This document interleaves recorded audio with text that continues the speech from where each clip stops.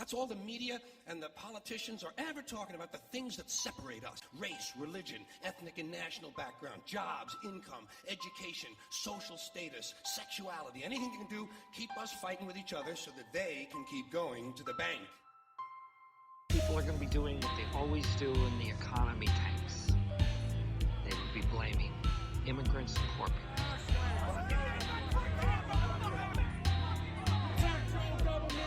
This country has proven resilient based on the fact that its foundation is the age of reason. America is just now coming to grips with what unfolded here in the early morning hours here in Orlando. In this city, thousands of demonstrators marched to protest the death of Eric Garner. Breaking news, a fresh act of madness. The snipers hit 11 police officers. Gun sales in this country are spiking in the aftermath of the San Bernardino terror attack. We're bringing it on ourselves. And that's the thing. Al-Qaeda, all those guys, ISIS, they're not compared to the damage that we can do ourselves on a regular basis. Hey, welcome to the Age of Reason podcast. This is episode 48 with Mike and Alex, where we are not for the faint of thought. So, starting as we always do with some Skeptic Sunday School. Ladies and gentlemen, bow your heads. Let us think. Reverend Gutierrez, what gospel are you preaching the good word of today? Well, actually, being this week coming up is Thanksgiving, I'm in the giving mood a little bit. So I figured we'll throw a bone, and instead of finding something that we so easily disagree with, we're going to point out some of the things of the Christian religion that we agree with. So we're going to give the bone to Jesus. I mean, we do that every week, but this one's a little, I guess, a nicer one. More gentle. More gentle. More gentle. We're gonna run our fingers through his long, lovely locks. All right, let's hear it. So I mean, just the Old Testament. We're pretty much gonna throw that out. There's nothing, kind of going through that. There's some stories that maybe hold water in today's. Yeah, but they hold water like the Ark held. So, yeah. Yeah, I mean they're questionable. There's not too much in there worth noting. I think the old theologians might have been better off dumping that whole book. But going to the New Testament and the teachings of Jesus, while we don't agree with everything, a lot of the things he did talk about are important. Not judging others. There was what is it? The story with the prostitute. Let he who has not sinned cast the first stone. Yep. So there's some good stories there about taking care of people, helping them less fortunate. Every group higher than 12 needs a whore. If you got more than 12 other people in your group, if there's 13 of you, you gotta add a prostitute. Hence Mary. I'm all for that. I guess. That one. We're gonna not mention that as the part. Oh, right. We're supposed to. Right. So no, but okay. It's worth mentioning. But that's. We value women a little bit more than they did back then. But yeah, so I mean, just basically, the idea of Jesus, that it's so far from what we have today in the modern religion. There's some good things that you could go back and say, hey, if you guys actually focused on what he said and what he tried to do for most of it, we would have less reason to have the show, right? If they focused on the teachings of Jesus Christ. And a lot of times when I'm arguing with people, I tell them, hey, all I'm doing is coming back to the teachings. I agree with those, but the hating on the gays, all those things. And while they're not casting stones, I mean, we can relate this to the Republican Party. And while they may not be casting stones nowadays, they're casting laws and bills to basically openly discriminate against those that they don't agree with their lifestyle. Even though, as I brought up with Mary Magdalene, most of America still does not agree with her lifestyle. Yet she walked among the Son of God. And he had a seat. I mean, arguably, there's people out there that theorize that she actually had a seat at the Last Supper. So, you're right. Jesus does have his persona is that he was not judgmental, and another shot at Republicans, he was a socialist.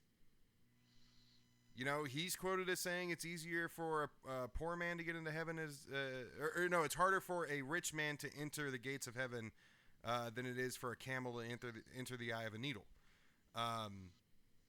I'm not really with that. I agree with capitalism to a certain extent, but for the most part, I mean, Jesus was a socialist figure.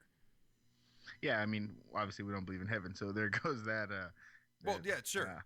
Carrot for us, but yeah, exactly right. It's about spreading the wealth, taking care of the less fortunate, and yeah, I mean, basically, if you had money, you were supposed to, do good deeds with them, right? And some religious people do, but it's not. It doesn't count if you do it for tax purposes, and it's right. Yeah, just the whole greed part just doesn't square with the teaching of Jesus, and it's again usually those conservative people that are quick to throw their religion kind of in your face, right? But when you break it down and kind of talk about what parts they actually follow, it seems like it's more kind of to make them feel good, and not the teaching of Jesus, which actually should be in Christianity the main focus, right? Because that's their book. So I mean, and that's what it is. I mean, if you ask me, they don't really follow the teachings of Jesus. The majority, the ones that I meet, the ones that I talk to, like you said, I'm sure they're out there, but they follow the morality standard of the Old Testament, and they talk like Jesus, but they don't do like Jesus does. In the sense that when it comes to the LGBT community or other people that believe differently than you, whether it be atheists, Muslims, Jews, whatever. And then when it comes to fiscal policy, I don't recall Jesus ever saying you don't deserve this bread if you didn't work for it. Now, I'm not advocating that people that don't work shouldn't get paid, or that people that don't work should get paid. I'm not saying that's right, but when they take it to the far extreme of, as you always put it, pull yourself up by your bootstraps, you need to help yourself, the world doesn't owe you anything, nobody needs to be nice to you, you're on your own, and I made it, so why can't you, regardless of circumstance. That never came out of Jesus' mouth at all, and as far as I recall, that never came out of anybody's mouth, even in the Old Testament. That was never the fiscal policy. The only fiscal policy that you can really find other than a monarchy dictatorship in the Old Testament is Jesus' socialism in the New Testament. Yeah, no, agreed. And there's a meme going around right now for the holiday spirit. Yeah. Have you seen about the nativity set that says, remember as you're putting up your nativity set, the Middle Eastern couple looking for shelter. While you're denying refugees. Syrian, refugees. So, we're going to start off nice, but just the hypocrisy of Christians. And they have a reason though, because it's white Jesus that they're putting nativity scenes up as. Because as we discussed when we were doing the Book of Mormon last week, I mean, everything was done here in the United States, and not by Native Americans, but by white people. All of it adds up somehow. I think. Somehow. Yeah, but if they would, it's all cherry picking, and that's what it really comes down to. Is the better things about the Bible is what you find in the New Testament and the teachings of Jesus, where nobody should be denied certain rights, which is their right to pursue their own happiness, the right to food, water, shelter, and a job, for the most part. I'm throwing the job one in there myself, but yeah. Yeah, and like you said, a lot of cherry picking, but it's interesting now that they focus on a lot of teachings that are not necessarily the foundations of the church. It just serves their agenda, so they'll push those. When it's really the meat and potatoes part, it's like they'll ignore that, and it's Right. It's funny. I can't remember. Well, it always surprises me what they're able to justify. I can't it's just it's popping in my head right now, but I watched some documentary. I can't remember which one it was. And there's a guy on there that talked about how Jesus promoted gun control or promoted open carry laws. I don't remember what he cited or how this person did that. It was from one of the religious documentaries I watched. I can't remember which, but guy just walks up to somebody, to the main guy that you're following, whoever that was, and says, Jesus promoted open carry. It's like, what the? Of maybe of like slingshots or something, Well, yeah, David, right? David took place before Jesus, but I would say open carrying of bread and fish, maybe, or wine and fish. I mean, that would make a little more sense. But yeah, if religious people followed their own doctrine a little more closely when it comes to the positive teachings of Jesus, you're right. We wouldn't have too much of an issue. Well, we'd still be doing the show because we got politics, but even those politics wouldn't be that big of a deal if the separation of church and state was actually enforced. Yep. Yeah. So there we go, everybody. That concludes Skeptic Sunday School. Let's move on to a listener question. So, listener question this week, Alex. I'm going to pose you this question, and this seems like, I don't know about you, but it seems like it's written for me. Jesus Christ. So, my girlfriend doesn't really pay attention to politics, but I do, and I voted for Hillary Clinton. Her family, who we're spending Thanksgiving with, are all right-wing Trump supporters. I know they're looking to rub Trump's win in my face. How do I handle this? Reminds me of my in-laws, man. Yeah, I don't have Trump supporting in-laws, so I was clear on that, but I do have plenty of people that I was around, and the way that I took it upon myself these last couple weeks is basically I'm just gonna go out there and tell them, and what I have done is tell them, this has just caused me to be more involved, and I think that's kind of pissed them off a little bit more. But when I tell them, I mean, it sucks, it's a setback, but I'm just gonna keep going forward. I have people, people are still meeting, people are still working, and I'm gonna keep working, to make things better. So for me, that's kind of the only thing that I have is just, hey, it's time to go back to work. This was definitely a surprise, but it's an eye-opening kind of experience. Let's go back to work, and even my county alone, which is in California, if it would have been up to us, Trump would have been the president. So right. So there's lots of work to do. I'm gonna get to work, and hopefully people, like-minded people, get to work as well, and we can change this. But what about the gloating? What about that part of it? Because I think that's mainly what this guy's asking about. I mean, it's hard because I'm typically not too big of a shit talker, and football, sports, whatever. So I don't. People usually don't gloat too much back to me, mostly because I don't, and who knows, I might punch them. But Mr. Anti-violence again. But it's hard, honestly. I can't really relate to that because it's not something that I deal with very often. So maybe you can speak on your strategy. Well, I don't know. I never talk shit. I'm not a shit talker at all. And actually, you calling yourself a non-shit talker as a Raider fan is a little big of a play, I think. But all right, so I've been in this situation. I have not been in this exact situation that you, sir, are about to enter, because I have not seen my redneck, uneducated, ignorant in-laws. since last week. And I'm only calling them redneck and ignorant because I know them. I'm not calling every Trump supporter that, but here's what I will say: stand your ground. Kind of piggybacking on what Alex said about how, and this is so true. What's more important about how you're going to deal with, Thanksgiving dinner or the weekend if you're spending the weekend there, or any other interaction that you're going to have with these people moving forward? What's more important than that is that you get to work. But in regards to the gloating and how you're going to deal with that, to quote Michael Moore, remember, Hillary Clinton won the popular vote. She did win that. And you can also, don't make excuses. The DNC did not, along with Hillary Clinton, did not run a good campaign to battle Donald Trump. They thought they had this in the bag, as a lot of us did, and you probably did as well. Thought there was no chance in hell Trump was going to be elected, and that came by and bit us in the ass.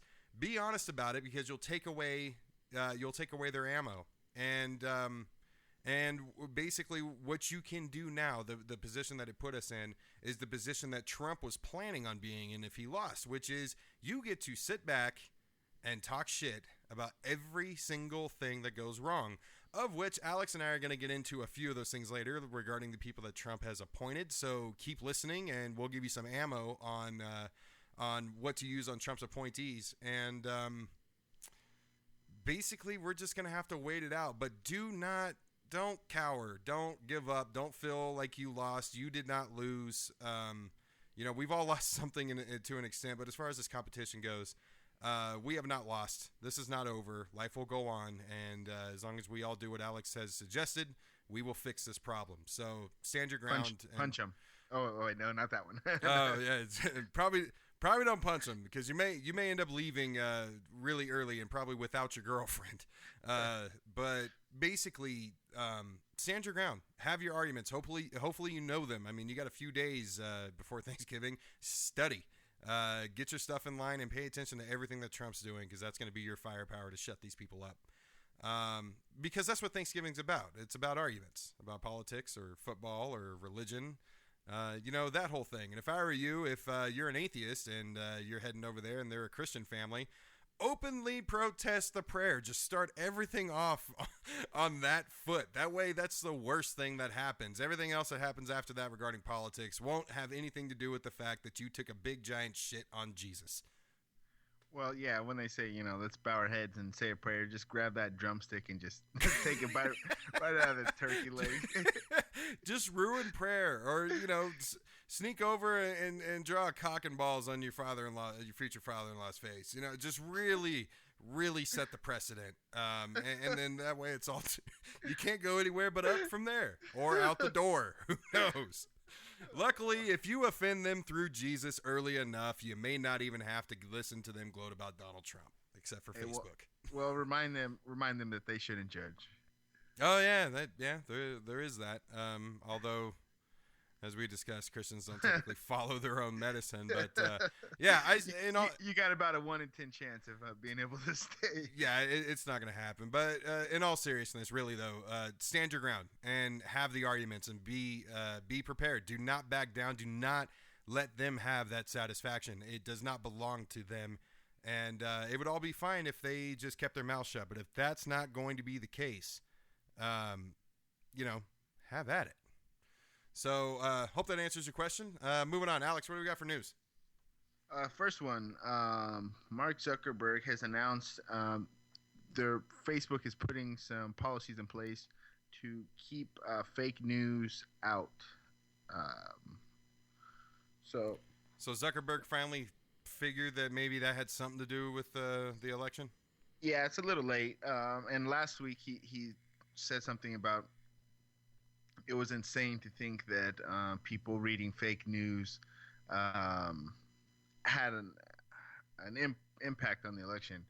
But studies are coming out, and just, even when you look at the web traffic from a lot of these fake news sites, they're pretty popular. Hundreds of thousands or millions of clicks, and whether or not these people stayed and read the whole thing is another thing. But Or just the headline. Yeah. it goes back to something we talked about, checking your sources and how important it is to check your sources. At the same time, in my opinion, it also makes it harder for new independent media to gain traction, because if you report something as an independent media that's true and you're reporting on the ground, if you don't have another source to back you up, you might not take off on Facebook, which is how nowadays a lot of independent news gets viewed. So it's going to be tricky kind of seeing how we go forward with that. But obviously it's a good thing to get fake news out of there. Yeah. And there's some people that are helping with that cause. There were three college students from the East Coast that attended a hackathon. I think it was in Boston, and they were supposed to create different groups are supposed to create an app for whatever purpose, and these students came up with an app that works, but it's still kind of in development, and they have it open sourced out right now for other developers to work on it. But basically, hopefully when it comes out, what you'll be able to do with it is install it on your phone or whatever, or through Facebook, and what it'll do is, as ads come up on Facebook, in the upper right corner it'll say verified, not verified, or false. And that way you can, hopefully find these things out immediately. And what they're working on right now are algorithms. And algorithms are basically patterns that weed certain things out to gain a certain conclusion. And the conclusion for this would be false, not verified or verified. And so basically, once they get that stuff working, hopefully we'll see this technology available to everybody. But I'm glad to see that hackers are actually doing something productive. Fucking Russians. Moving on. Moving on. So this one is a little insanity here. So a British woman was visiting Dubai. She took a 5-day vacation there, and she was allegedly, I'll say that just guilty innocent until proven guilty, right? But she was allegedly raped, and by two other people from Britain. So she went to the police to file a police report. The two rapists have flown home.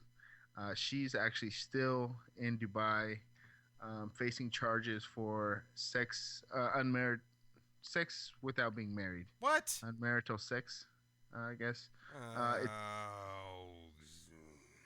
It's against the law over there for women to have sex. For women, for men, it's okay. For women to have sex without being married.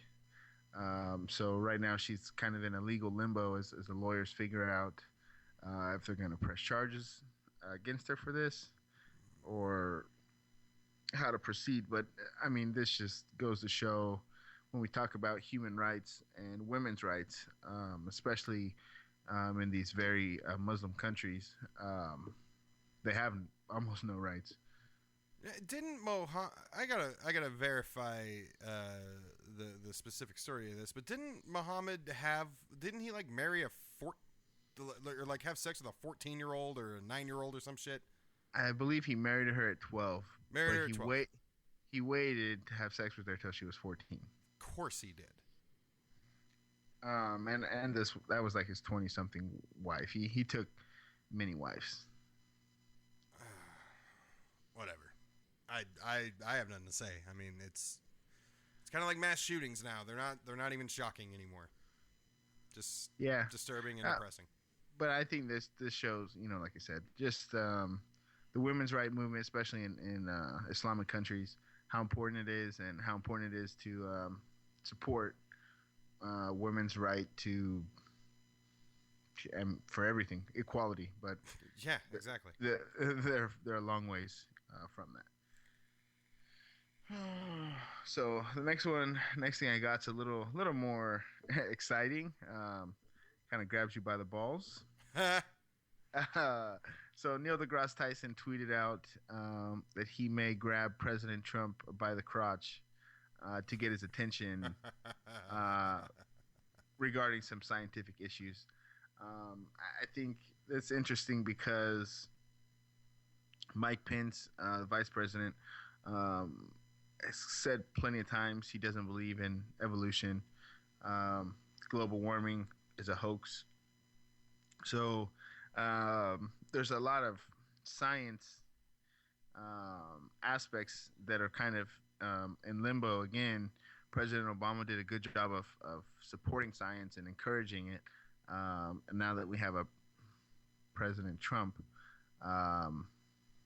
it's kind of where are we going to go? So it will be interesting to see how things go forward on the scientific front, who he elects, for the EPA, something he said he wants to get rid of, the Department of Environmental, which we're still trying to figure out what that is, but so we'll see how it goes going forward. But at least we got Mr. Tyson out there taking life by the balls. When I read this, I couldn't help. I'm a huge fan of the show Cosmos. I wish they'd renew that show for more seasons, but I imagine him saying this because it's a tweet, so he didn't actually say it.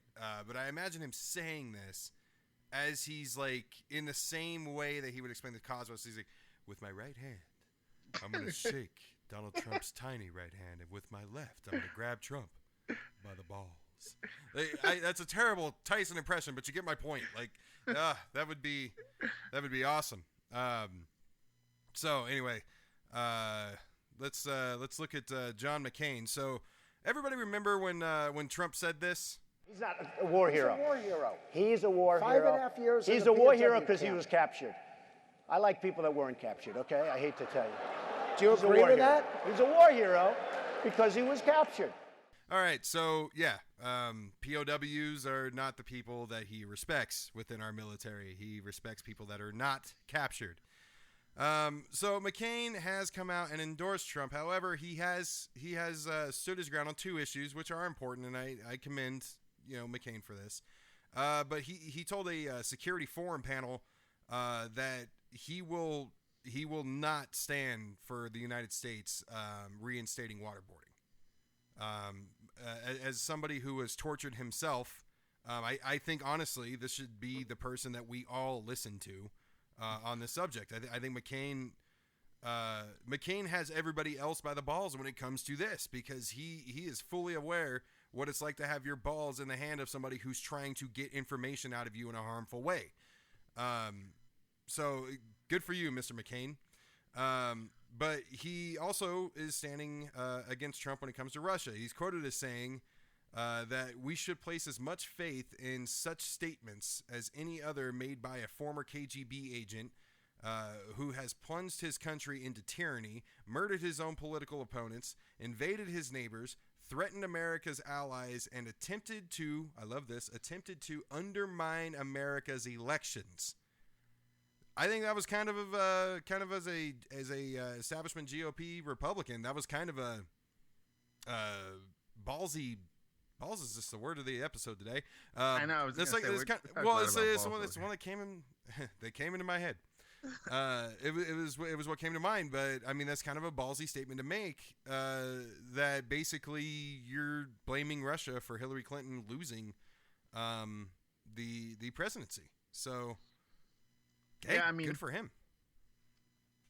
A couple of weeks ago, we were asked what Republicans we liked, and I mentioned John McCain just because I've always felt like he carried himself up until he ran against Obama, and it's with certain dignity and certain character, and it's good to see some of that coming back a little bit, but we'll see how much he bends to the Trump agenda going forward. Yeah, and I honestly hope there's a divide growing within the right now, and I hope McCain and people like him start feeling free enough to move a little bit more towards the center as they split from Trump's far right politics, which we'll get into later. Hopefully, we'll see.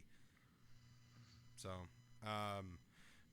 Next up, we got high school volleyball tournament between Archer City High School versus Fort Hancock, and this tournament took place in Snyder, Texas.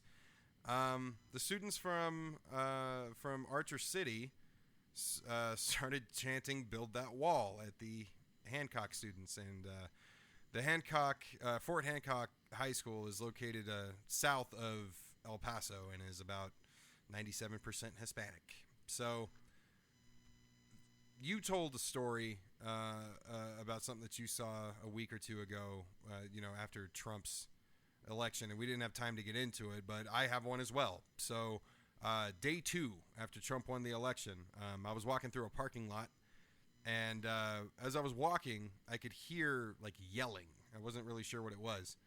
And as I got to one end of the parking lot, I noticed on the other end where I came from was a truck with a full-size Confederate flag hanging out the back, yelling Trump 2016, Make America Great Again.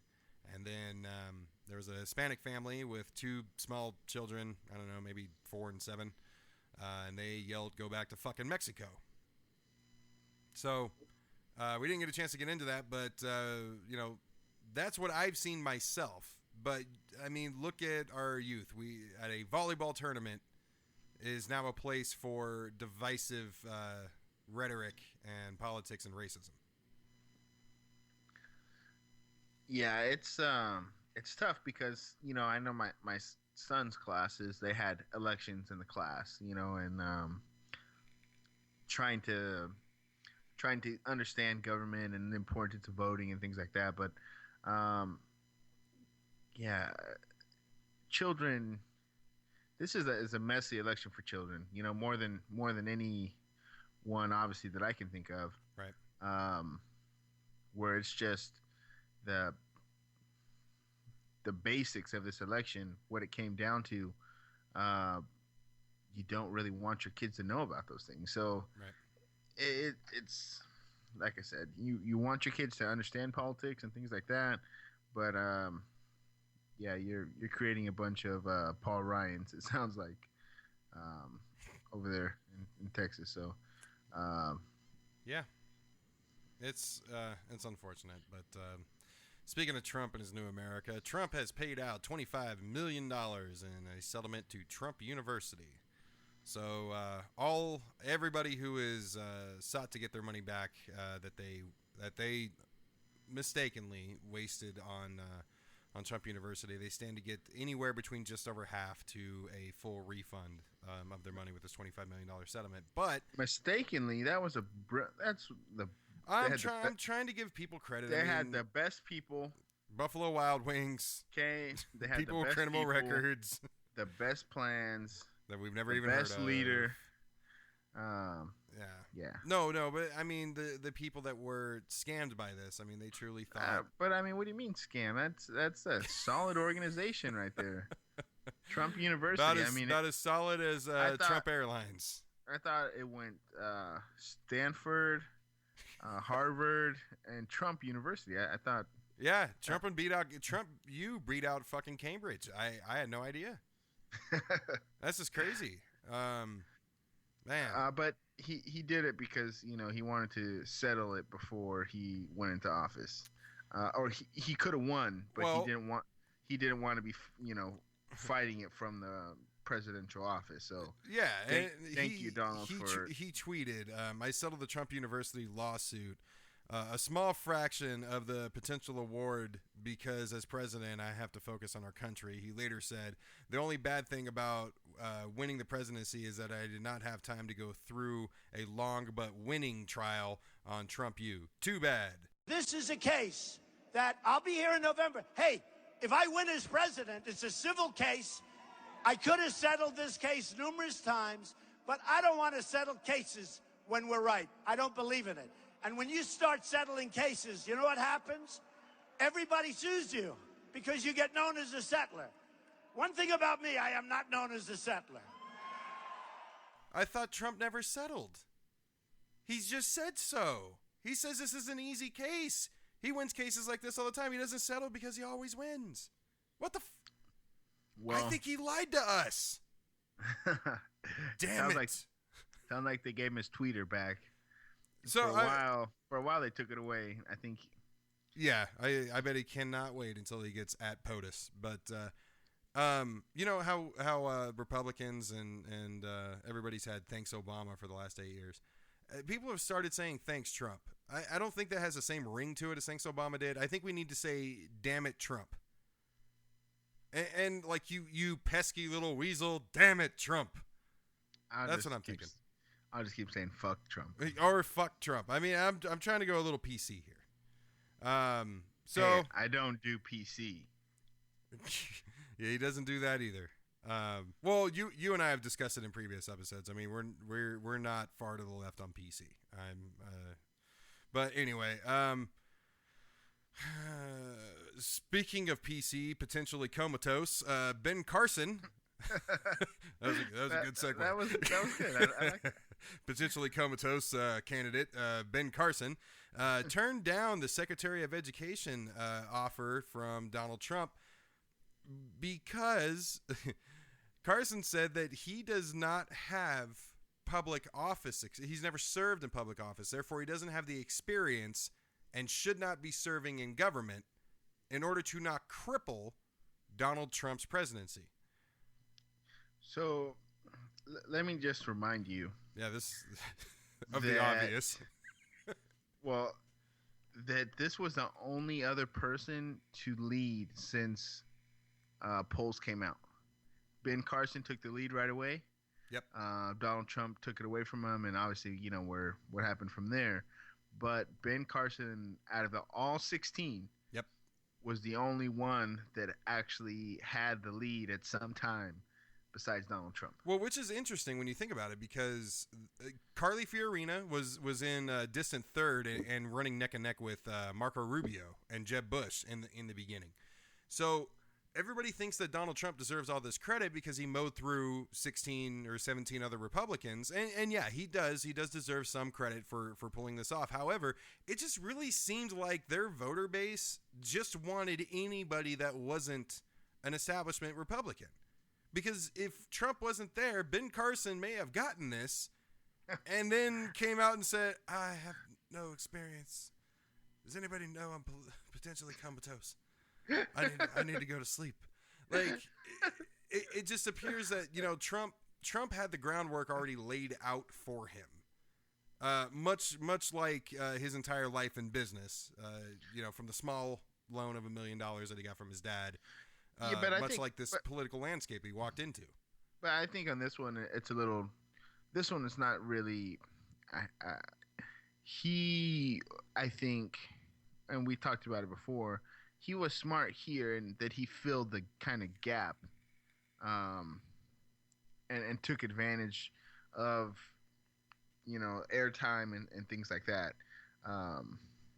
But the country was definitely in an anti-establishment mood, and you could see that right on the left and on the right. But obviously, I guess only one party decided to go with the anti-establishment. We had our anti-establishment candidate, but nobody wanted him.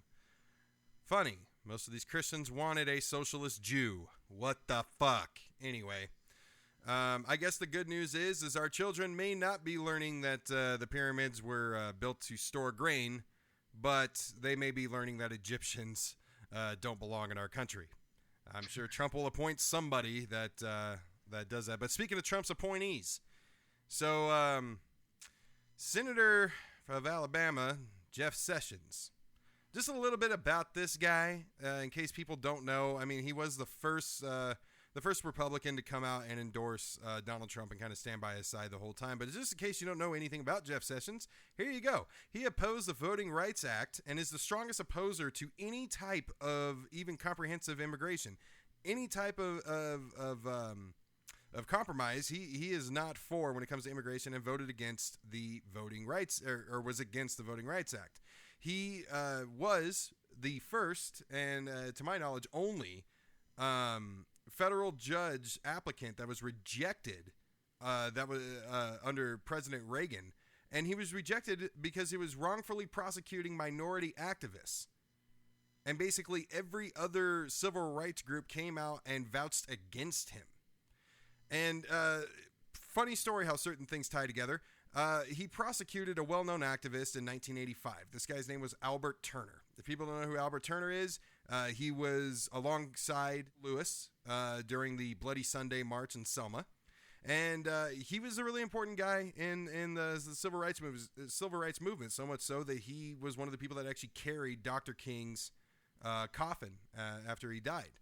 But basically, he prosecuted him in 1985 because he went and dropped off a bunch of absentee ballots that were filled out by elderly black voters that couldn't make it to the voting polls. So he rounded up all these things and dropped it in a mailbox.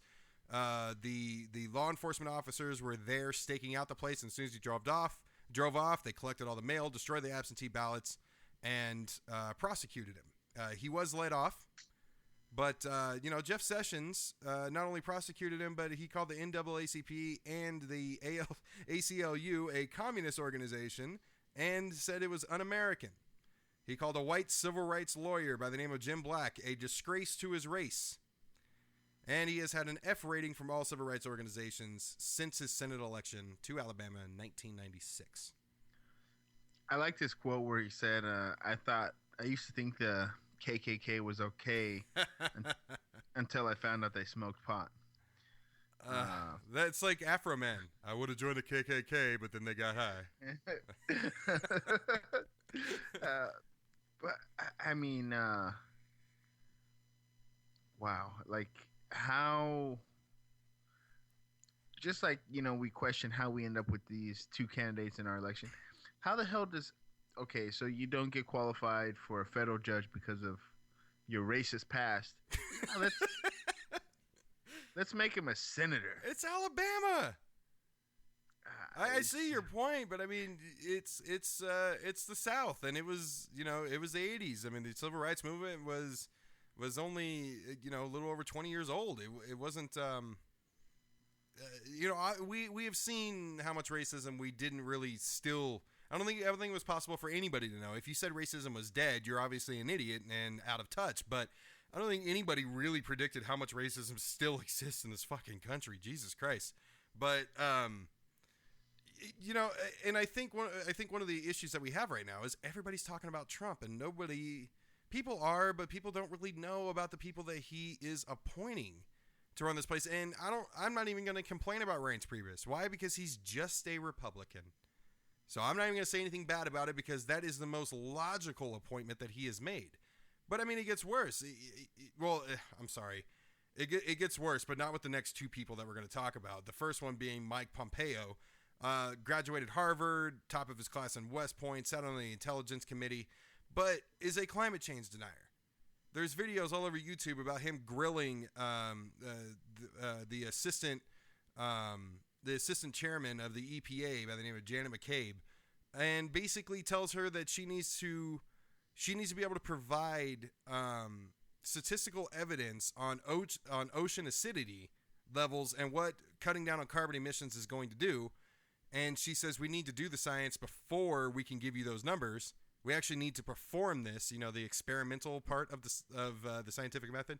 And he's like, so you're coming up here with no information. You telling me you can't provide me with these numbers? And she's like, that's not how science works. That was actually her words. That's not how science works. And he's like, using the science word loosely. I mean, this is going to be the head of our CIA. Luckily, not the EPA. But the guy he's rumored as appointing for the EPA, I don't have his name in front of me, is also a climate change denier. You got anything to say about Mr. Pompeo here? I don't know too much about this guy, but as it looks, I haven't found the brightest, smartest mystery negotiators. He must still be hiding those guys.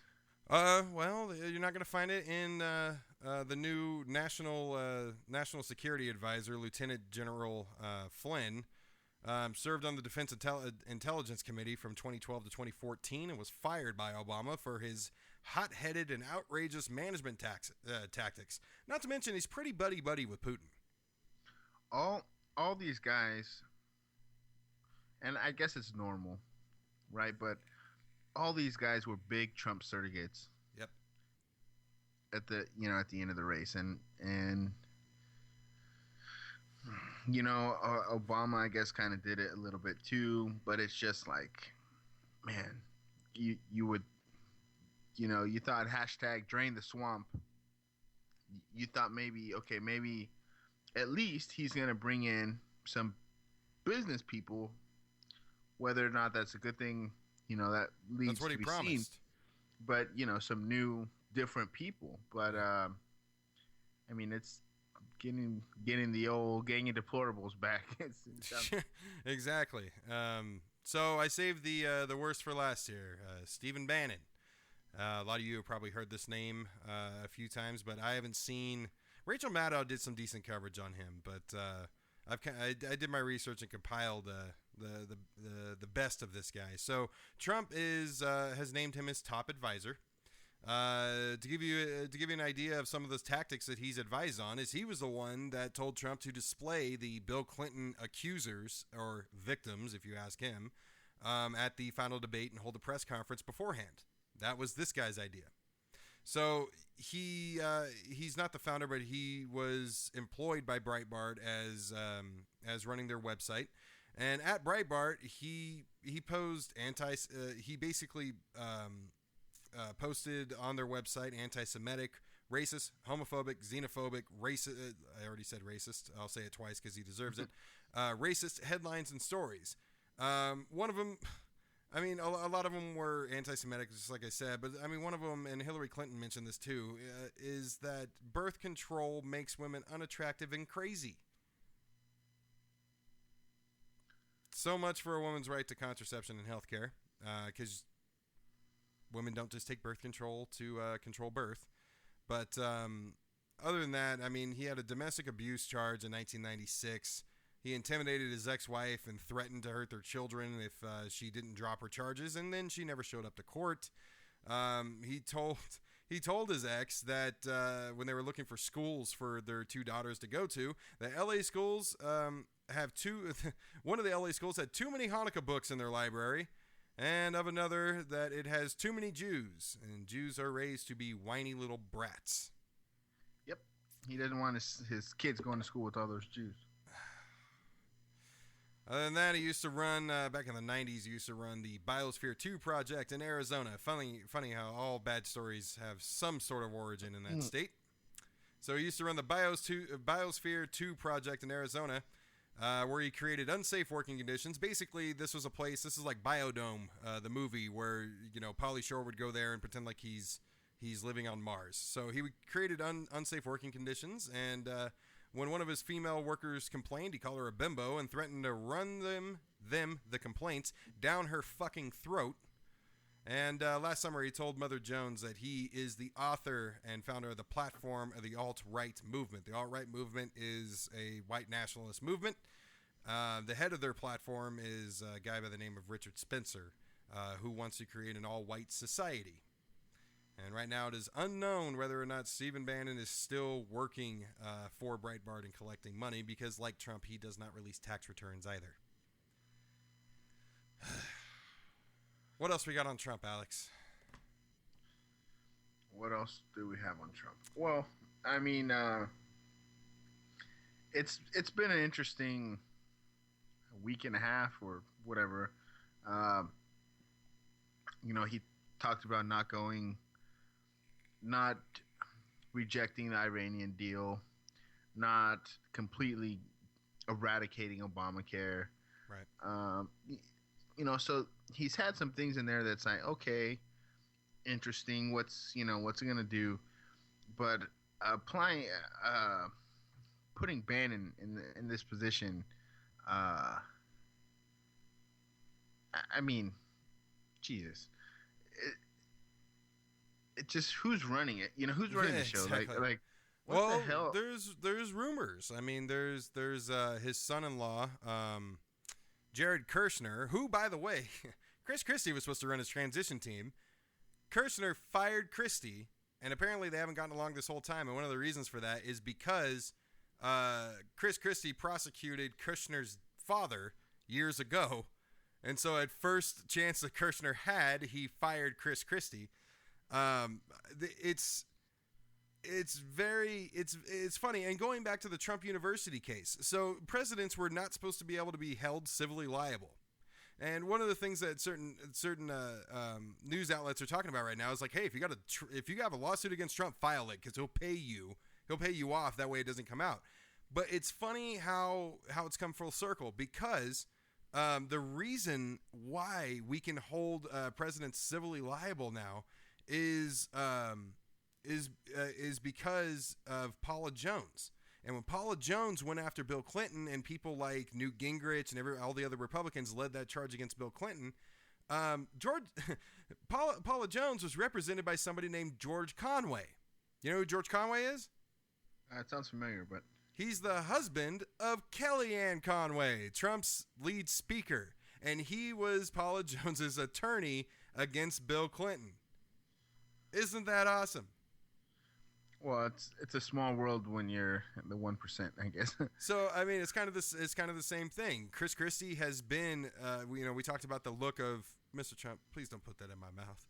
We talked about that look on his face, his undying loyalty for Trump, and then his son-in-law comes in, and he's like, "You're fired," and bye goes Christie, and take your fucking Oreos with you. Oh yeah. Yeah, so now Mike Pence is in charge of the transition team. Yep. And again, I heard stories come out right away that he's firing all the lobbyists in charge of the transition team. So another curveball potentially. We'll have to, report on it as it happens. Well, I'm not getting my hopes up about that, because if anybody watched Trump's interview on 60 Minutes, he's a scared little bitch. He has been a scared little bitch since he came out of that private meeting with Obama the Thursday after the election. He has no fucking clue what he's doing. I think Obama told him about the lizard people. Well, we got lizard people. Excuse me, sir. Yeah, exactly. Alex Jones has been right this whole time. Yeah, it's horrifying and fun to watch, but he's a scared little bitch. Like when he was pressed during the 60 Minutes interview about his whole draining the swamp and hiring or appointing establishment candidates from back in the day, he's like, "Have you been to Washington? That's all that's there, lobbyists. They're everywhere. I can't get rid of them. I don't know what the hell I'm doing. Oh my God, I'm crying into my small, tiny fucking fingers. I don't know what to do. Pence!" Like, he's so fucking scared right now, and it's so funny to watch. But just to tie up some of this other stuff, he doesn't want to move to the White House. He wants to stay in his fucking. He's fighting for the right to stay in Trump Tower instead of staying in the White House. And lastly, 3 apartment buildings in New York have voted to remove the Trump sign from their building faces. So, well, it looks sweet. like from the update, I guess, Melania and Barron, the 10-year-old Trump, will not move into the White House, it looks like. So that logistically, I guess, is going to create some interesting things for the Secret Service. I mean, yep. I imagine it's much easier to keep the White House on lockdown than Trump Tower. Fifth Avenue is going to suck. But we got about 10 minutes left. So in closing today, guys, what the something's dangling. Now it's time for AOR's The Giant Dicks of History. And that's going where? So this week, we don't really have just one dick of history. It's more like a bouquet of historical dicks. It's like a big garden of phallic flowers that exploits the poor and unfortunate every single year, forcing them to plant tulips every holiday season. You may remember last week we spoke about PR or public relations godfather and propaganda author Edward Bernays. Well, his legacy as the master manipulator continues with America's National Day of Greed and Materialism, and we all know it as Black Friday. So our big dick of the week is Black Friday and those who contribute to it. But give me a chance and let me give you a little bit of history on Black Friday. So Black Friday wasn't always a time in which, Americans sacrificed their own dignity for large discounts and cheap products. Rather, Black Friday's roots actually stem back to 1924. After Macy's had began their Thanksgiving Day parades back in 1924, which mainly was to kind of welcome in Santa Claus and the holiday season, the department stores realized, hey, we're kind of dictating the masses on when they should start holiday shopping. Well, now, any greedy corporation that wants your hard-earned money, they began to sway the government into their favor. So what they did was they pressured FDR. And by doing so, they were able to convince him to move Thanksgiving back in November by 1 week, so that the public can start shopping for their holiday season sooner. So this didn't take with everyone at first. It was a little rough.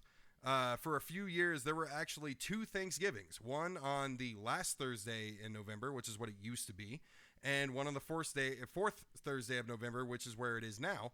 And the new one, the one that we practice now, is actually called Franksgiving for Franklin Delano Roosevelt. But eventually, the country kind of fell into line, and retailers got what they wanted: a shopping holiday that can take advantage of. That can basically take advantage of a day when all families are in town and they can begin doing their shopping together, which has been proven to spend more money when you're going out on Black Friday, with a crowd and all that, trying to get the best item. So the new tradition, while it did take a while, it didn't actually really catch on until 1966. And the words Black Friday, that was the first time they were ever uttered in the familiar context of how we know them today. So, which basically the way we know them today is a day in which we kill each other, in which we kill and trample each other over things we want right after we're done stuffing ourselves to show what we are actually thankful for what we already have. So now there are people out there that believe that the term Black Friday came from the fact that most retail stores make up their losses from the year during the holiday season. This is because in the old days, prior to the computers and all that, retailers and bookkeepers used ink pens, red ink pens to show for losses, and black ink pens to show for profits. So Black Friday sort of sounds legit, right? I mean, that sounds like a good idea. Black means profit. That makes sense. But it's not. The first time Black Friday, those words were ever actually uttered, was in 1966. And it was from a statement given by the Philadelphia police about the absolute madness and safety issues posed by large crowds the day after Thanksgiving. So this is right about when the Black Friday traditions were really starting to take off, as in Thanksgiving in 1966. So this meaning has kind of had remained the origin of Black Friday until the corporations came up with the ink pen theory that I just gave you. And that was in the mid-1980s, about 1984, 85. So now we should be all aware of the issues that come with Black Friday. I mean, aside from the fact that, you should be spending quality time with your family that's probably coming from out of town while the kids are all running around breaking shit. The cousins are sneaking bottles of brandy into their eggnog. And if you're lucky enough, like our question earlier, argue with your in-laws about politics and their love for God. That's what I do on Thanksgiving. So, but instead, you have to go to work. We all know that. We all understand that that's the part that sucks about Black Friday. But what really sucks about Black Friday is that, besides that, we should all recognize one key point. If Black Friday means to ensure that the retail industry ends their year in the black, in the profit, in the positives, there cannot mathematically be a neutral benefit for you. There can't. There is no way that if they're making all their money for the year that they lost and they can end in the positive, that you're benefiting from that. So, for instance, let's talk about doorbusters. One of the reasons people get up so early in the morning or sacrifice their Thanksgiving to go shopping. So, doorbusters, when I said that we go out for cheap, for deals on cheap items, so basically these doorbusters that we're all willing to kill our fellow citizens over for that big screen Samsung that's 70% off, most of us know each store only carries about 10 of them. But what most people probably don't know is that those doorbusters are what are called derivative products. Derivative products mean that Samsung purposely made that TV as cheaply as possible, specifically to market it as a doorbuster. Also, if you buy that TV, odds are that you're going to be paying full price for that entertainment center, the wall mounts, the cables, anything else that you have to buy for that TV. And sometimes those products, those little side products, are marked up just to offset the sale between the original item. It's not all for you. But the bottom line is, this holiday is for them, not you. So don't participate. But then, what do we do about presents? I know. What do we do about presents? Well, there's kind of 3 options you can do. You can go to your local electronics store and show them some love. If you have a local electronics store, that's always great. Yeah, you probably don't. There's a few out there. There's not many. Or you can wait until the real sales begin, which is the Saturday before Christmas. That's the biggest sale day of the year. Black Friday's the biggest shopping day. That's when I do my shopping. I don't want all these bastards out there. I ain't trying to pepper spray nobody for a goddamn Nintendo Wii. They got the old school Nintendo. Or what you can do is just use the damn internet. You can just use the internet. Al Gore invented it for a reason. God damn it. Exactly. You can find all these deals outside of stores that you know of as household names. So, I mean, this year, if you absolutely feel like you need to participate in the chaos, if you absolutely have to do that, maybe it is your family tradition or whatever. I mean, I don't go out on Thanksgiving. And that's what Alex and I are asking you today. If you must participate in the Black Friday madness, we would love for people to boycott it. But if you cannot do that, at least do not go on Thanksgiving. Do not give in to that shit. I mean, when I was growing up, it was fun to get up at, 4 o'clock in the morning and go with everybody to Walmart and watch people kill each other over shit. If that's your tradition, fine. But that was on Black Friday. And the reason I say this is because we collectively hold the purchasing power, and we are currently using it to motivate the materialism to a point to where we force our own fellow citizens to work on a holiday that is meant to be about being thankful. I mean, I'd say we've kind of lost our way. I mean, just know retail employees make up the majority of jobs in this country, and the median average for those jobs is $25,000 a year, and no, they're not all teenagers. $25,000 a year. Let them have their holiday at the very least. And lastly here, I want to shout out to REI. REI is not going to be open for Thanksgiving or Black Friday. And to observe the family time for their employees, which is what everybody works for in the first place. Yeah, that's cool. I saw I drove past McDonald's by my house yesterday, and they're going to be open on Thanksgiving. So in case turkey isn't your forte, you can always get a double Big Mac with fries.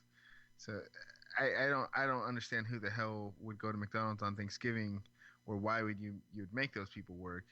But I mean, obviously it's a trend that's happened lately and just continues to get worse.